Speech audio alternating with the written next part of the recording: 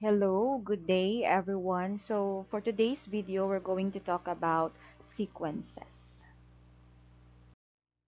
So at the end of the lesson, you should be able to first identify and analyze patterns by describing patterns in art and nature, determining the next term, identifying the rule and recognizing the Fibonacci sequence.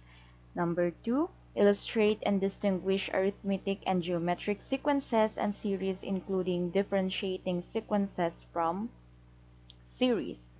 Number three, represent arithmetic and geometric series using standard mathematical notation, including sigma notation and vice versa. Number four, apply appropriate formulas and procedures to find terms and the sums of arithmetic and geometric series. And lastly, solve real-life and mathematical problems involving arithmetic and geometric sequences and series. So first, ayan, what is sequence? Okay, so I think you're all familiar with this one. So sequence is simply an ordered list of numbers, okay, following a specific rule. Yan. So, like for example, yan, 3, 6, 12, 24. So, dyan pa lang sa set of numbers na yan, okay, meron na siyang pattern. Okay? And yung pattern na yun, tinatawag natin siya as rule. Okay? Also, the first number is 3. Okay? And then the second number, 6. And then, followed by 12. So, makikitaan natin siya ng pattern wherein, uh, sa bawat number, yung kasunod niya ay makukuha mo kapag minultiply mo siya by 2. So, 3. So, 3 times 2 is 6. 6 times 2 is 12.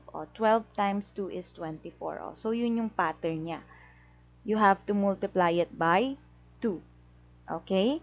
And, ayan, yung term na tinatawag natin, siya yung tawag doon sa number sa sequence. O yung 3, ang tawag dyan, term. So, for number 3, siya yung first term.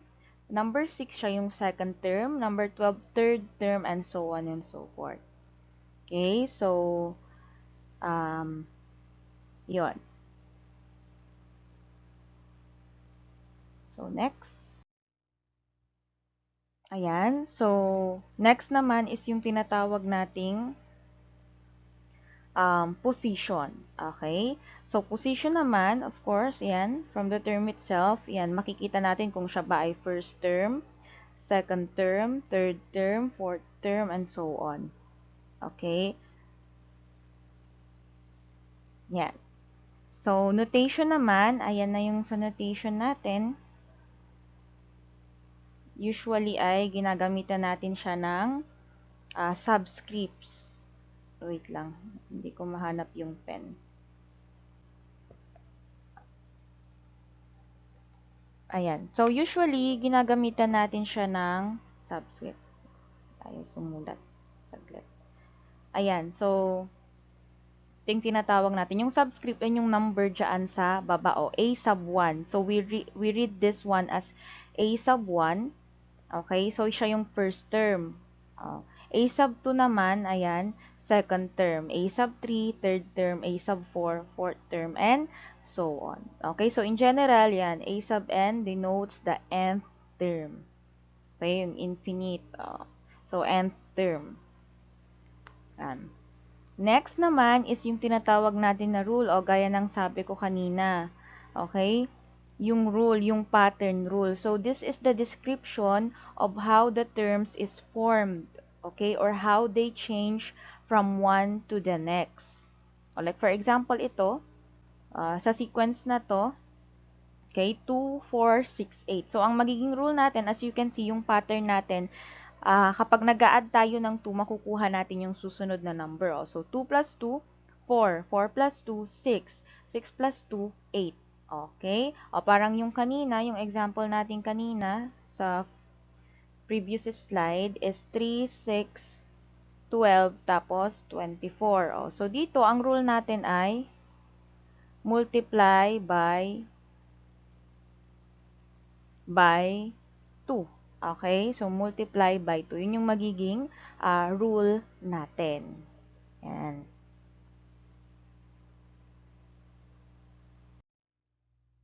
Ayan. So, meron din tayong tinatawag na classification of sequences. So, meron tayong finite and infinite, or yung finite or finite, how do you pronounce it? Basta tamang spelling, okay?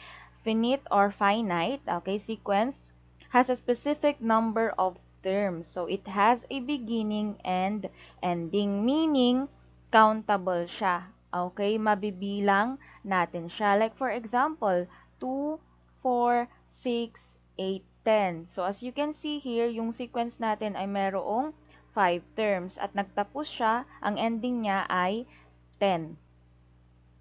Okay? So, meron siyang eksaktong 5 terms at nagtapos siya, nag-end siya, o nag-start siya sa 2, nag-end siya sa 10. So, may specific. Okay? Kapag sinabi naman nating infinite sequence, okay, has no end. It has no end and it goes on forever. Okay, so continues endlessly without stopping. Yan. So usually it is indicated by an ellipsis. Yung tatlong dot dyan, tinatawag natin siyang ellipsis. Like for example, ayan, 1, 2, 4, 8, 16, 32, dot, dot, dot. Oh, so, wala siyang ending. Okay? So, this keeps, sabi siya, no, this keeps doubling and never stops. So, meron tayong beginning, may 1, nag-start siya sa 1, pero walang specific ending. Okay? So, meron siyang ellipsis. Ayan. Next naman, kung meron tayong classification, meron din tayong types of sequences. Okay? I know this is familiar na sa inyo. But let us recall. Ayan. Kasi yun din yung pinaka-main topic natin for this lesson. Okay? So, we have this types of sequences. So, meron tayong pinaka-main na 2, yung gamit na gamit to. Lagi, arithmetic and geometric.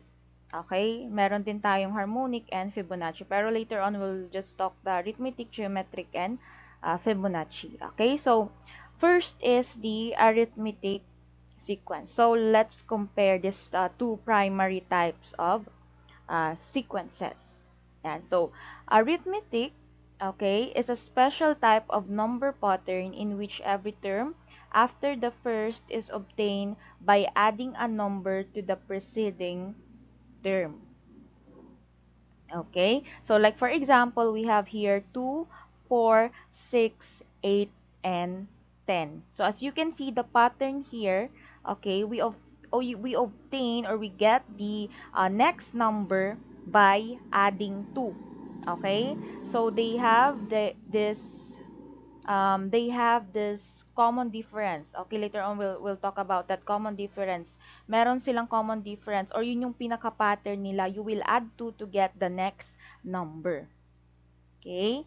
So, that is for arithmetic sequence. So, ang tatandaan lang ninyo, pag arithmetic sequence, included dito ang addition and subtraction na operation natin. Okay? Doon sa pattern.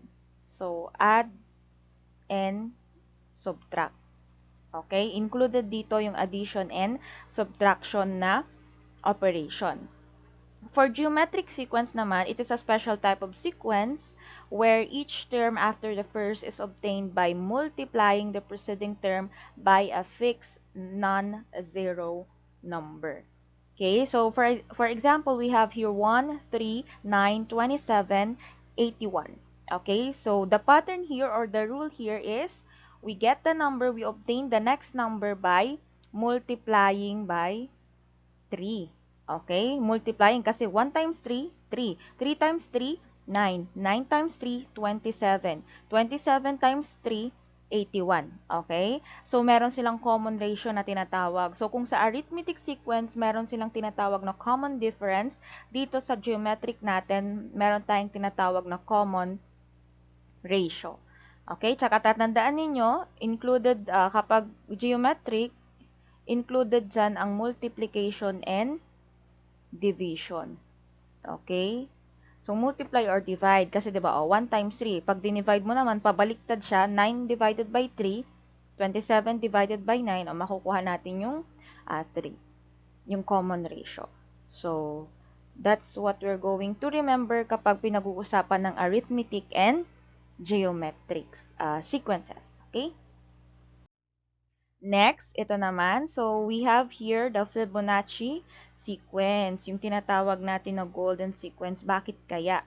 Okay, so first, Fibonacci sequence, okay, is a series of numbers where each number is the sum of the two preceding ones. So usually starting with 0 and usually starting with 0 and 1.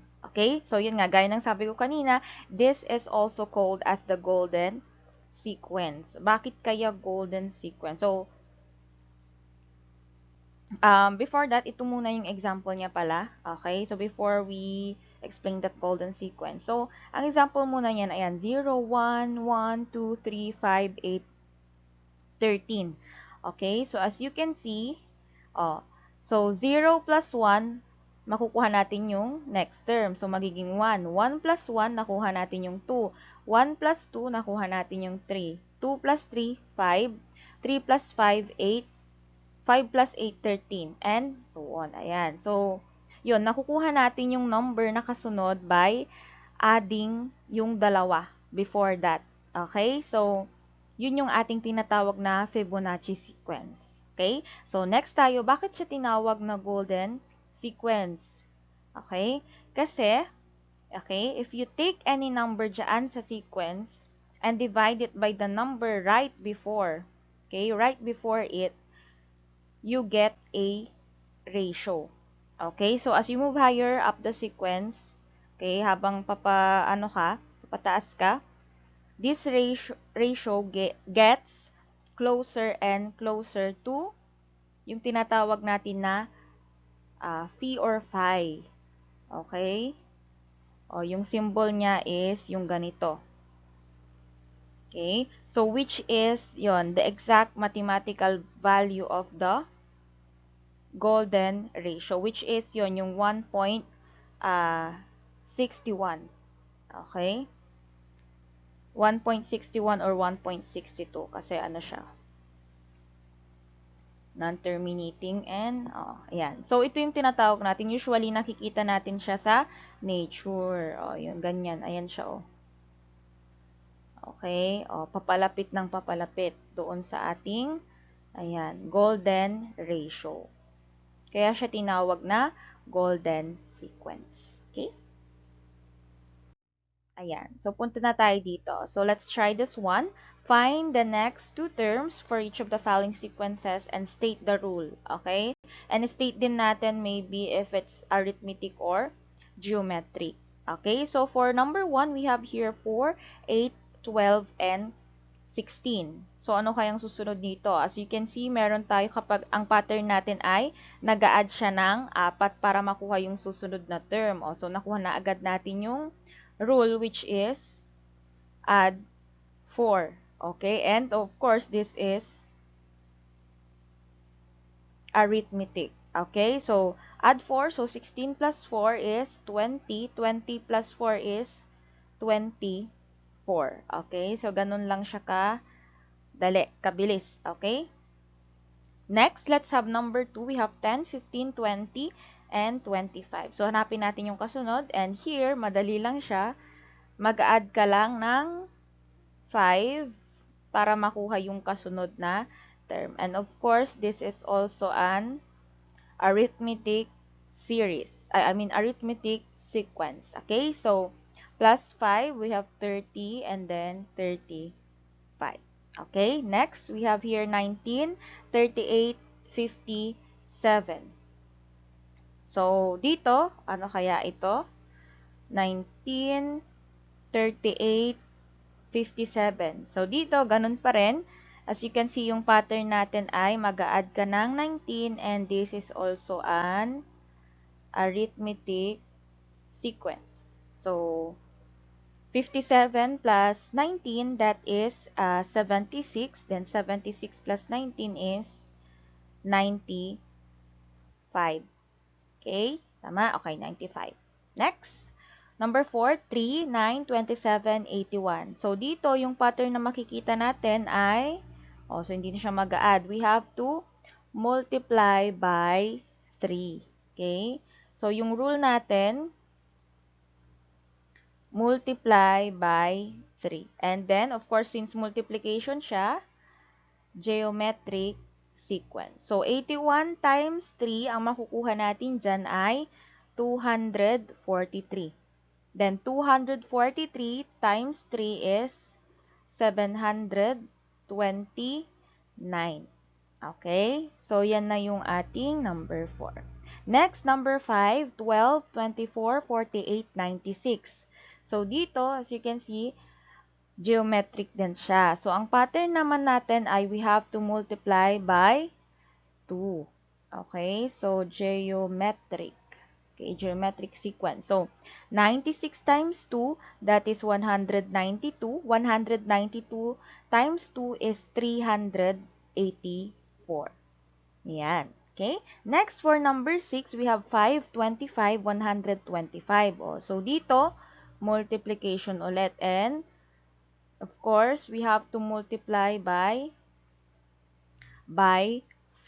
So, yung common ratio nila ay 5. So, geometric pa rin siya. So, 125 times 5 is 625. And then, 625 times 5 is 3,125.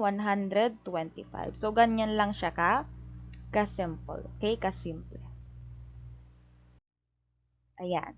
So, next na tayo. So, let's focus now on arithmetic sequence and series. Okay? So, again, yung arithmetic series natin, it is a special type of number pattern in which the two consecutive terms have a constant difference. Ito na yung sinasabi ko sa inyo kanina. Constant difference, or what we call the common difference, or denoted by small letter d. Okay? So, small letter d, or tinatawag natin na common difference. Yan. So, to calculate the nth term of an arithmetic sequence, okay, we have to use the formula a sub n is equal to a sub 1 plus the quantity of n minus 1 times d. Yan.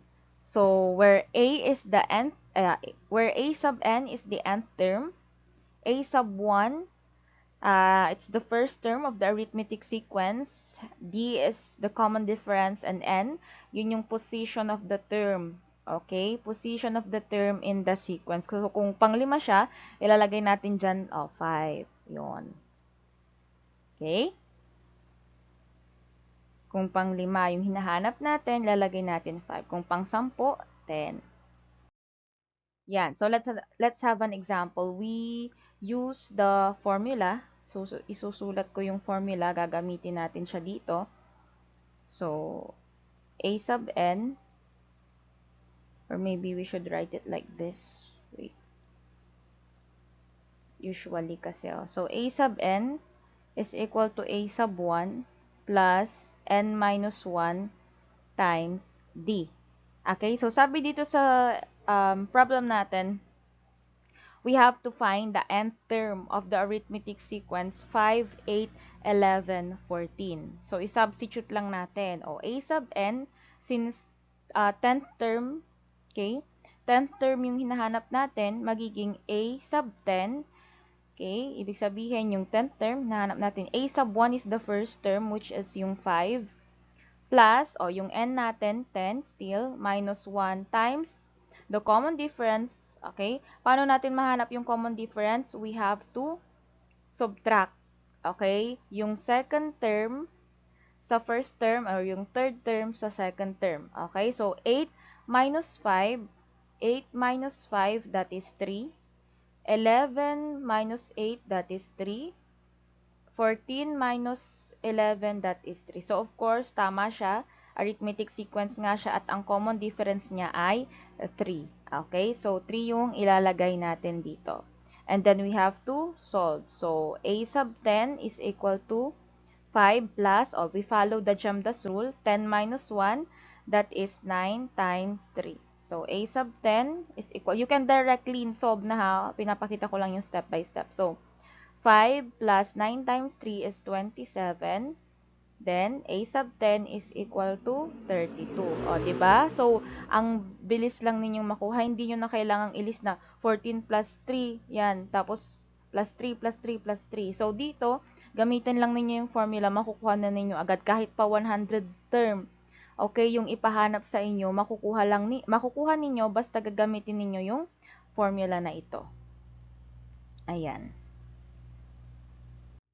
Next, so ito naman, find the 12th term, okay, of this arithmetic sequence. So again, let's write the formula. So a sub n is equal to a sub 1, okay, a sub 1 plus n minus 1 times d. So a sub n, since pinapahanap yung 12th term, a sub 12 is equal to a sub 1 is 2. Okay, so 2 plus n is 12 again minus 1. And then our common difference, ayan, ima-minus lang natin. 4 minus 2, 6 minus 4, 8 minus 6. So, of course, ang common difference natin ay 2. Okay, so we have here 2. Then let's solve. So, a sub 12 is equal to 2 plus 12 minus 1 is 11 times 2. So, a sub 12 is equal to 2 plus 22. So, a sub 12 is equal to 24. Oh. So, di ba, ang bilis lang. No need to list all the terms hanggang sa mag-12 term kayo, okay, para makuha ninyo. So, this one, we have 24. Ayan. So, next naman, kakaiba ito. Number 3. So, in the arithmetic sequence, we have here 3, 9, 15, 21. Okay, tapos may dot, dot siya dyan. So, find the value of n if a sub n. So, a sub n yan ha. A sub n is equal to 75. Okay? So, paano kaya yung gagawin natin dito? So, still, we have to use the formula. Ilis muna natin yung formula dito. A sub n is equal to a sub 1 plus n minus 1 times d. So, ang pinapahanap sa atin, okay, ay yung value nito. Ay, wait lang, mali. Yung value nito, yung n. So, n is missing. Ano kaya yung n? Find the value of n daw if a sub n is 75. Okay? So, ang gagawin natin is substitute lang natin yung mga given. So, kung given dyan yung a sub n is 75, isa-substitute natin siya dito. Okay? 75 is equal to, yung a sub 1 still is the first term and that is 3. Okay? So, 3 plus, okay, ilagay lang natin, n minus 1. Okay? Times d, the common difference is ilan kaya? 9 minus 3, 15 minus 9, 21 minus 15. So, dito, ang common difference natin ay, of course, 6. Yan. So, 6. Lagay lang natin. Okay? Next, ang gagawin natin, so, copy muna natin yung 75 is equal to 3 plus, so we have to distribute this one, 6 times n minus 1. So, 6 times n is, ayan, 6n. So, 6 times negative 1 is negative 6. Okay? Tapos, so we have here 75 is equal to, pagsamahin muna natin yung 3 tsaka negative 6. 3 minus 6, that is negative 3. Right? Negative 3 plus 6n. Okay, so para ma-isolate natin, dahil ang hinahanap lang natin ay n, ilipat natin, okay, yung shortcut natin, yung negative 3. So, magiging 75 plus 3 is equal to positive 6n or just simply 6n. Okay, then we have to add 75 plus 3 is 78 is equal to 6n. Tapos para maiwan lang yung n, we have to divide both sides by 6 para makancel ito maalis. So 78 divided by 6 is, okay, hindi na, kasya pa ba dito?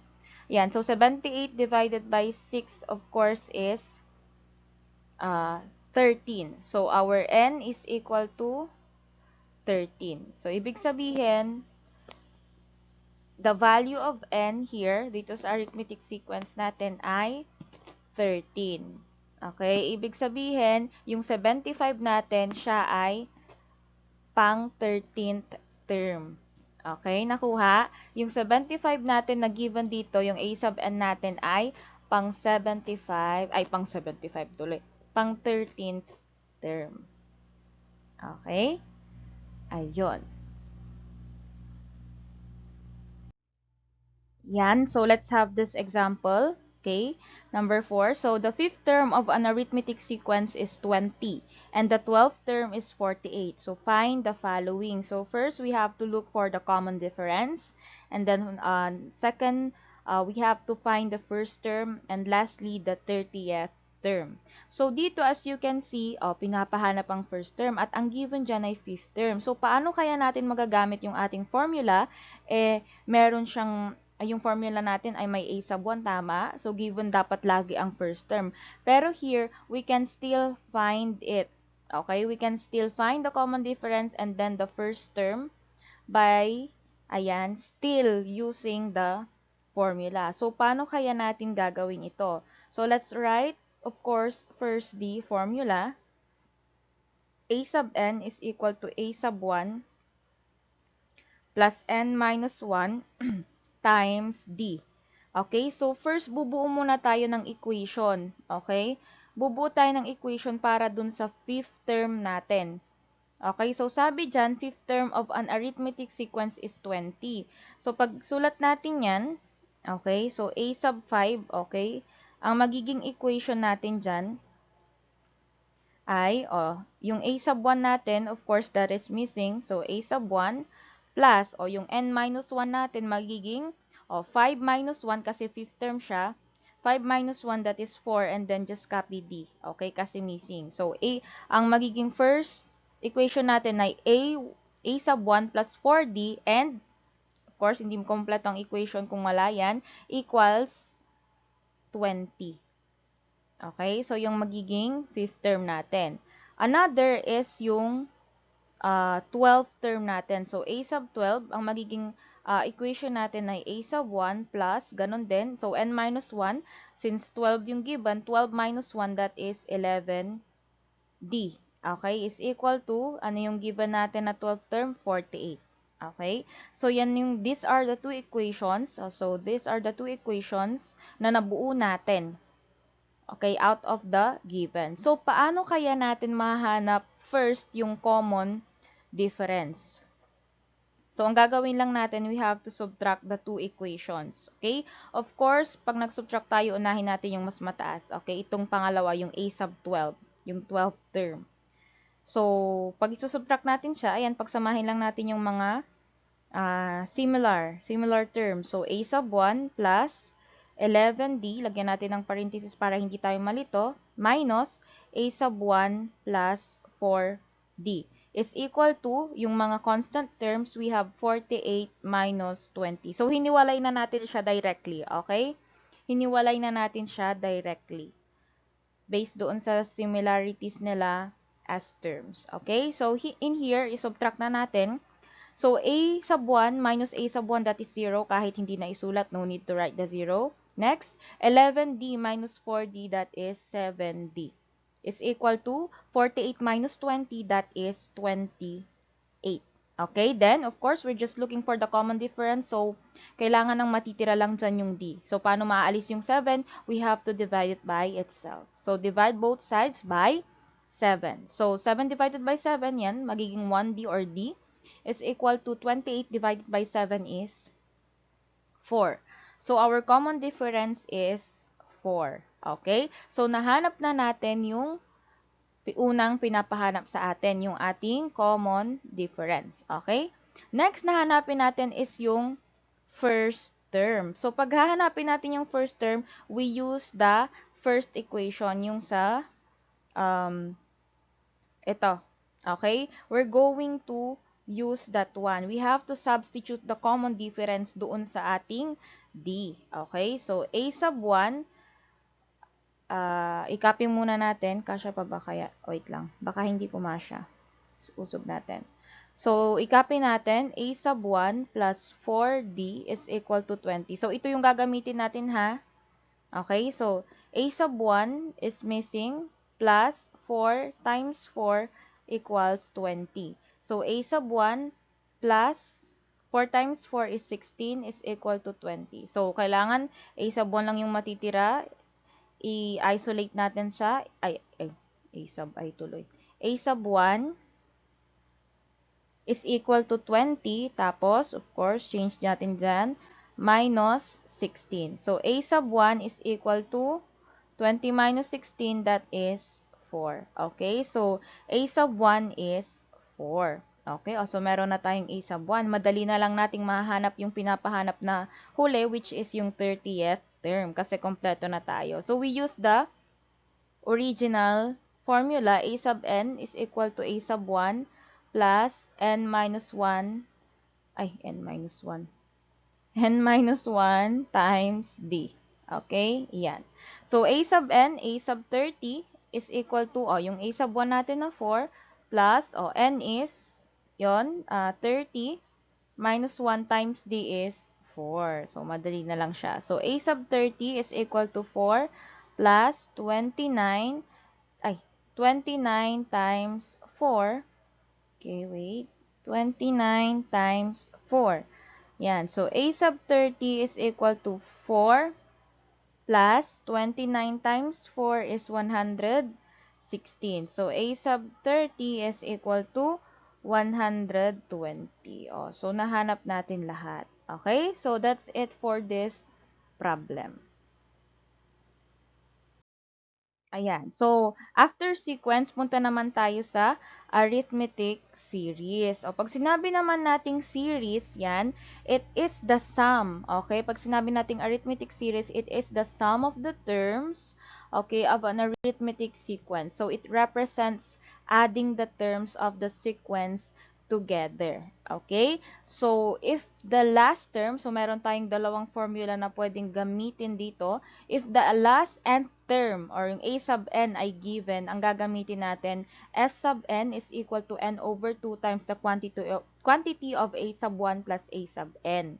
Okay? Pero if the last term or if the last nth term is not given, we have to use the formula, or we can use the formula s sub n is equal to n over 2 times the quantity of 2 a sub 1, 2 times a sub 1 plus n minus 1 times d.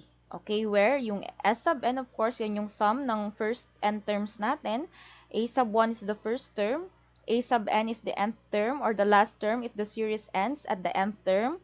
D is the common difference and n is the number of terms. Okay? Yan. So, let's have this example number 1. So, find the sum of the arithmetic sequence with 10 terms. Okay? So, sabi niya, may 10 terms daw tayo. So, given. Okay? So, given yung ating last term. So, we have to use for the formula. Ayan. Wait lang, isulat ko siya. S sub n is equal to n over 2, okay, times a sub 1 plus a sub n. Okay? So, we have to use this one. So, ang pinapahanap sa atin ay yung sum nito. So, yung n natin ay ilan? Ilan yung hahanapin natin? Yung sum ng 10 terms. So, we have S sub 10 or sum of the 10 terms is equal to 10 over 2 times A sub 1, yung first term natin is 3, okay, plus yung last term natin ay 66. Okay, given yung last term. So, S sub 10 is equal to 5 times, okay, so 3 plus 66 is 69. So S sub 10, or the sum of the 10 terms, is 5 times 69, that is 345. So yun na yung ating final answer. So S sub 10 is 345. Yan, next. So, find the sum of the first 12 terms of the arithmetic sequence for 7, 10, and so on. Yan. So, as you can see here, wala tayong um, parang final term, right? So, pinapahanap niya sum of first 12 terms, pero hindi niya binigay yung end, yung parang pinaka-end nth term natin. So, in here, we're going to use the second formula kanina na pinakita natin. So, the formula is, if the last term is not given, okay, so S sub n is equal to n over 2, yan, times the quantity of 2 times a sub 1 plus n minus 1 times d. Yan. Okay, so isa-substitute lang natin yung mga sa given natin. So in here, of course, we have to get the sum of 12. So S sub 12 or S sub 12 is equal to, yung n natin ay 12, then over 2. Okay, times 2 times a sub 1 given there. So we have 4 plus yung n natin ay still 12 minus 1, tapos yung common difference natin ay, ima-minus lang natin, 10 minus 7, 7 minus 4, so that is 3. So our common difference is 3. Tapos, let's solve na. S sub 12 is equal to 12 divided by 2, that is 6. Okay, tapos 2 times 4, 8, plus 12 minus 1, 11. Okay, times 3. Okay, 11 times 3. So, still, S sub 12 is equal to 6 times 8 plus 11 times 3 is 33. So, S sub 12 is equal to 6 times 8 plus 33 is 41. Okay, so S sub 12 is equal to, ayan, 6 times 41, and that is 246. So, yung sum ng first 12 terms natin ay 246. So, again, ito yung gagamitin nating formula kapag hindi given yung pinaka-last term. Okay? Yan. Next, ayan. So, paano naman kaya kung meron tayong word problem dito? So, sabi niya, Mang Tonyo is a Kalesa driver in the historic streets of Vigan, Ilocos Sur. So, on his first day, he earns 200 pesos. As more tourists visit throughout the week, his earnings increase by 100 pesos each day. So if this pattern continues for 15 days, how much will Mang Tonyo earn in total? Okay? So dito, ano kaya yung mga given natin? So let's see ha. Tingnan natin. So i-list natin yung mga given dito. So, this is following an arithmetic. Okay? So, sabi niya, sa first day daw, parang ito yung pinaka-first term. So, ilist natin. So, dito na lang sa taas, baka kasi hindi kumasya. So, yung given natin, ayan. So, A sub 1 is yung 200 pesos natin. Okay? Or ilike na lang natin siya as 200. Huwag nang lagyan ng peso sign muna. So, 200. Okay? Ayan. Yun yung first term natin. Tapos, ano pang sabi niya dito? As more tourists visit throughout the week, his earnings increase by 100 pesos each day. Ibig sabihin, yung 100 natin sa yung common difference. Siya yung pagitan. Sa bawat araw daw, nadadagdagan yung earnings niya ng 100. So, pag nag-continue daw yon ng 15 days, ibig sabihin, hanggang 15 days, so yung N natin ay 15. Yan. Ilan kaya yung ma-earn niya in total? So, how much will Mang Tonyo earn in total? Meaning, we have to find the sum. Okay? So, as you can see here, A sub 1 lang yung ating naging given. So, we have to use the formula, yung second formula kanina na ginamit din natin. We have S sub n is equal to n over 2 times 2a sub 1, okay, plus n minus 1 times d. So, S sub since 15 yung hinahanap natin is equal to, ayan, 15 over 2 times 2 times yung A sub 1 natin is 200 plus yung N natin ay 15 minus 1, okay, times yung D natin na 100. Okay? So, S sub 15 is equal to 15 over 2 or 15 divided by 2, that is 7.5. So, mag-decimal na tayo para mas mabilis since money naman yung pinag-uusapan. So, 7.5 times 2 times 200 is 400 plus 15 minus 1, that is 14. Okay, 14 times 100. Yan. So, S sub 15 is equal to 7.5 times 400 plus 1,400. So, S sub 15 is equal to 7.5 times 400 plus 1,400, that is 1,800. So, yan, hindi na kumasya nga. So, S of 15 is equal kay 7.5 times 1,800, that is equal kay 13,500. So, therefore, ayan, yung kikitain ni Mang Tonyo, okay, in total, is that pattern continues in 15 days is yan, 13,500 pesos. Okay? So, yan na yung magiging final answer natin. So, ganun lang siya i-apply sa word problem. Okay? Yung ating arithmetic. Sequence and series.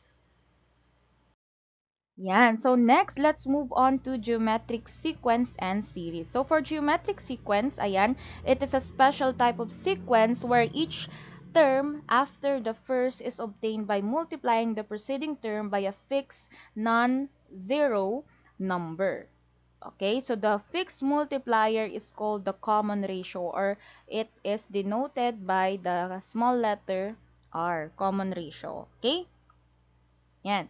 So, in calculating, okay, so in calculating the nth term in a geometric sequence, we are using, or we're going to use the formula a sub n.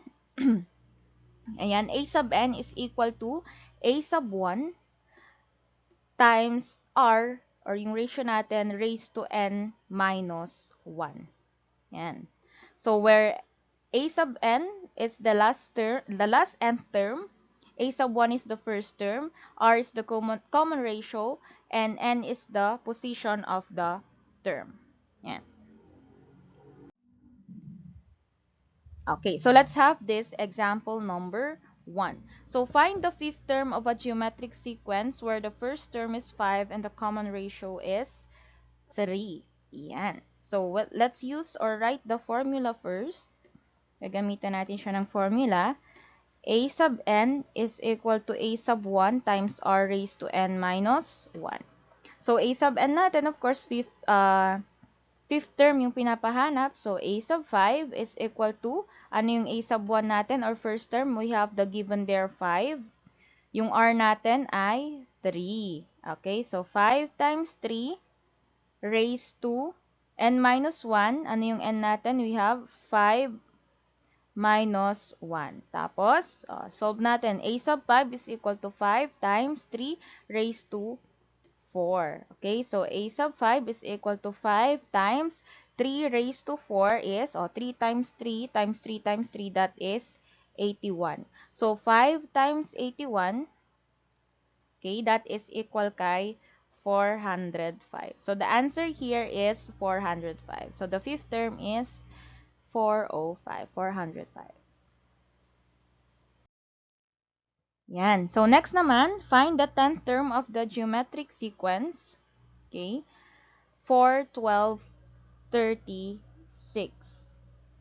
Yan. So, Dito, ayan, gagamitan ulit natin siya ng formula. So, a sub n is equal to a sub 1 r raised to n minus 1. So, yung a sub n natin, of course, that is the 10th term. So, a sub 10 is equal to our first term, a sub 1, that is 4. Common ratio, so hindi siya given directly sa problem, unlike kanina. So, how do we get the common ratio? Gaya nga ng sabi ko sa inyo, division yung involved dito, so we have to divide. So, 12 divided by 4, 36 divided by 12. So, 12 divided by 4, 3. 36 divided by 12 is 3. So, our common ratio here is 3. So, times 3 raised to n is 10 minus 1. So, a sub 10 is equal to 4 times 3 raised to 3 raised to 9. So, a sub 10 is equal to 4 times, or 3 raised to 9, that is 19,683. Yan. So, a sub 10 is equal to, our total here is 78,732. Okay? Tama ba? Let's check. Ayan. 19,683, tama, 78. Okay. So, this is the final answer.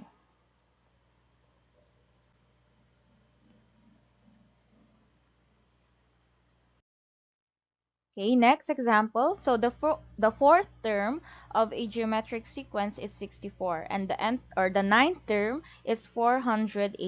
So find first the common ratio, okay, the first term and the seventh term. So dito, ayan. So hindi ulit given yung first term natin. Ang binigay naman dito ay fourth term. Okay? So, paano kaya natin gagawin to? Given lang yung formula na nabanggit kanina. So, we're going to use that. So, um, let us write it. A sub n is equal to a sub 1 times r raised to n minus 1. So, ang given lang natin, wait lang, ilagay ko lang dito para mas clear. Ang given natin ay yung a sub 4, which is yung 64, at saka yung a sub 9 na 486. Ayan. So, first, we have to look for the common ratio. Okay? For the common ratio. So, paano kaya yan? Parang ganun lang din sa ginawa natin kanina doon sa arithmetic. Gagawa tayo ng equation. So, equation 1, a sub 4. So, ano kaya itong a sub 4 natin? So, copy lang natin yung formula natin. So, a sub 1, tapos, r raised to, ayan, n minus 1, sabi niya dyan. So, since 4 term yung given dyan, a sub 4, so 4 minus 1, magiging 3 siya, is equal to 64. O, 64. Next, a sub 9. Okay, yung 9, ay, para siyang AA. Wait. Okay, so a sub 9. Ayan. So, a sub 1, r raised to, so since 9 yun, 9 minus 1, that is 8, is equal to 486. Okay? So, yan na yung ating second equation. Tapos, anong gagawin natin? Kung kanina sa arithmetic nag-subtract tayo, dito, sabi ko nga sa inyo, ang included dito ay division, division and multiplication. So, we have to divide yung dalawa. So, again, uunahin natin yung mataas. Laging mataas yung pinakadulong term. So, here, ayan, i-divide natin sila. So, magiging a sub 9 divided by a sub 4. So, a sub 1 r raised to 8 divided by a sub 1 r raised to 3. Okay?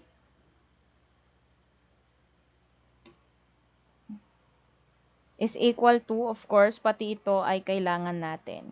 400, kailangan natin siya i-divide. 486 divided by 64. So, dito, yan, cancel na ito, magiging, r raised to 8.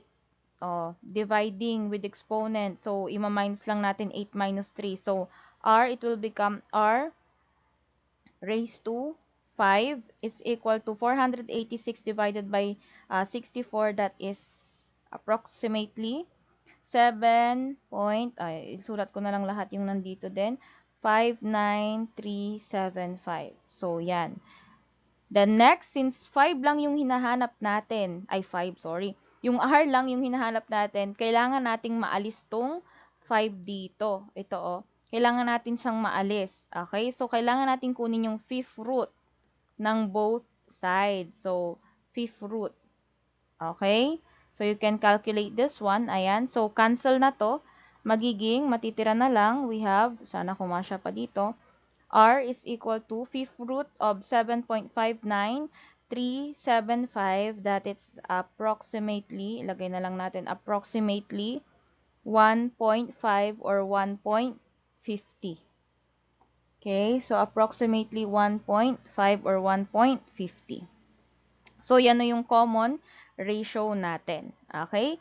Next naman is yung ating first term. Okay? So, sa first term, gagamitan natin siya nung first equation. Isa-substitute lang natin.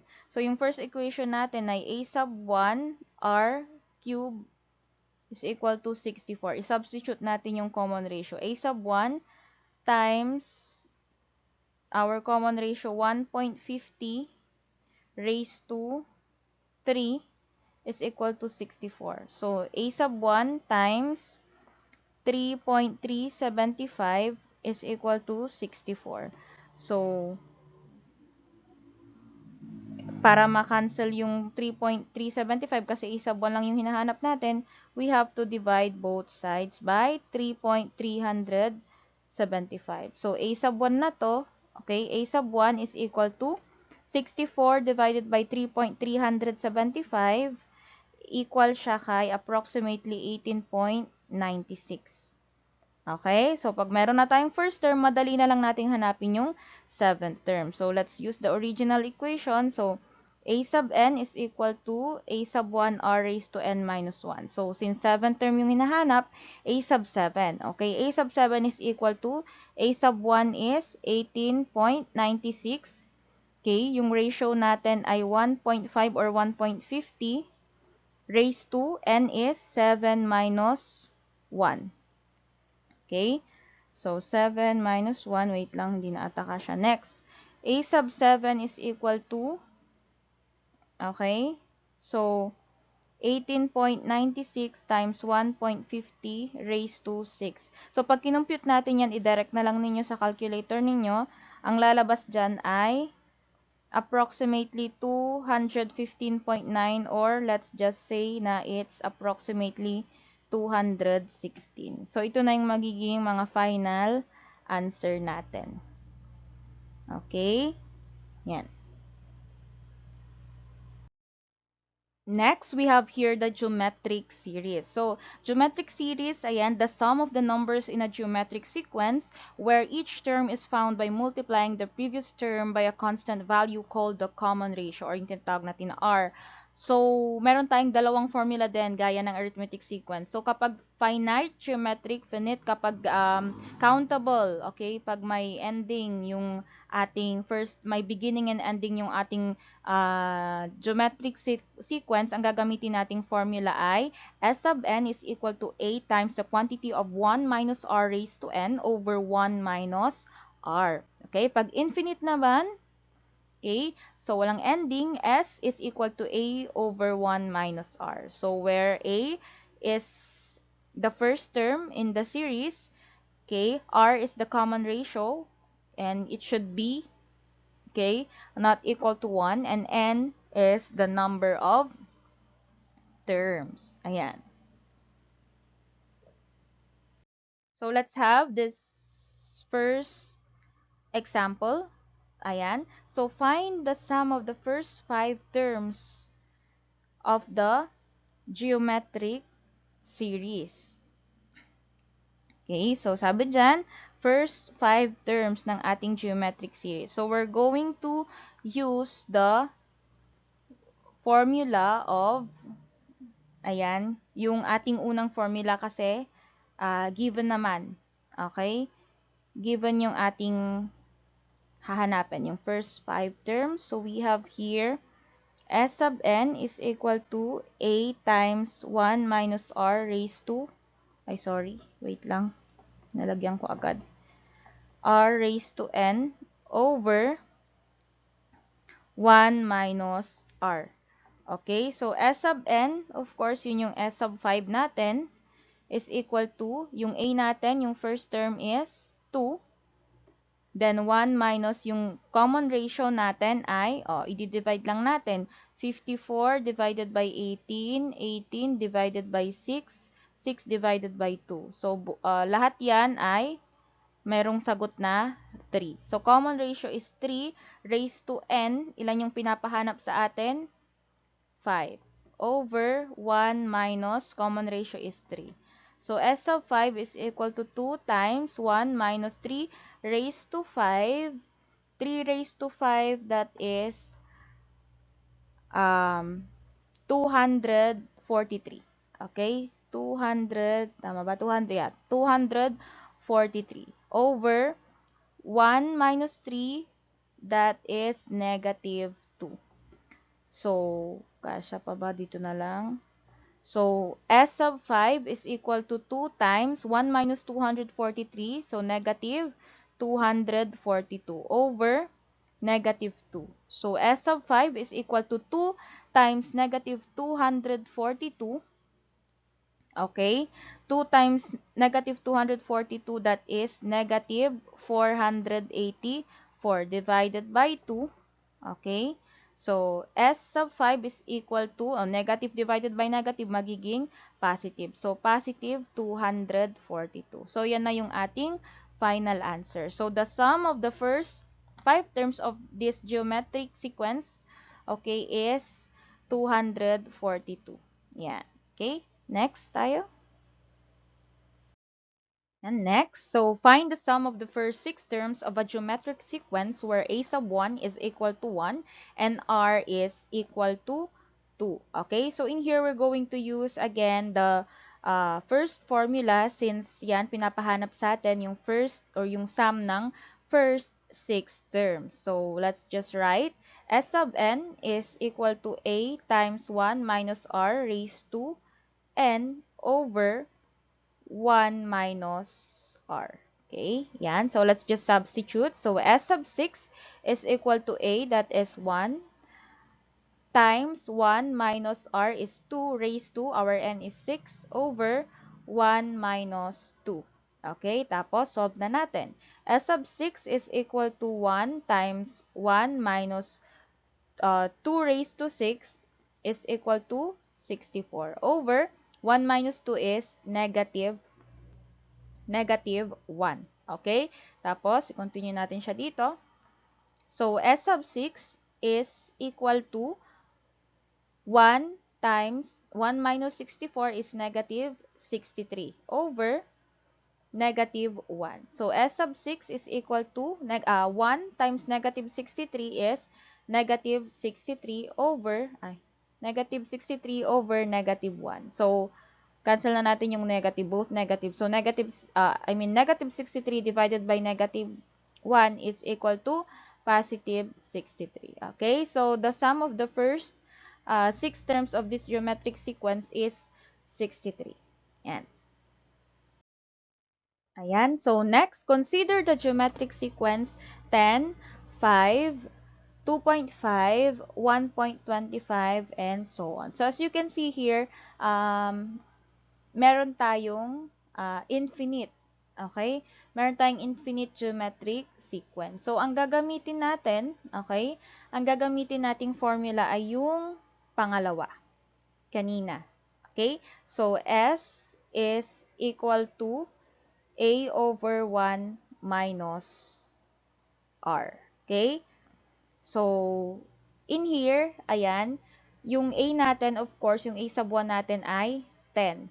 Tapos, yung common ratio natin ay kukunin natin by dividing it to doon sa katabi niya. So, 5 divided by 10, okay? 2.5 divided by 5, ayan. Tapos, 1.25 divided by 2.5. So, ang makukuha natin dyan ay 0.5. Okay? So, yan yung ating magiging common ratio. Okay? Yung common ratio natin. So, S is equal to Yung A natin ay 10 over 1 minus yung common ratio natin na 0.50 or 0.5. So, S is equal to 10 over 1 minus 0.50 ay 0.50.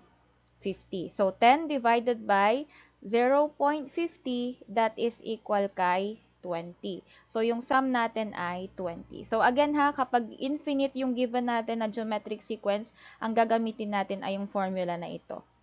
Okay, nakuha? Yan. Okay, so let's have the last example, word problem ulit. Ayan. So, Mang Tonyo owns a small sari-sari store in the barangay. Okay, one day, he decided to start saving coins in an alkansya or yung piggy bank na tinatawag natin.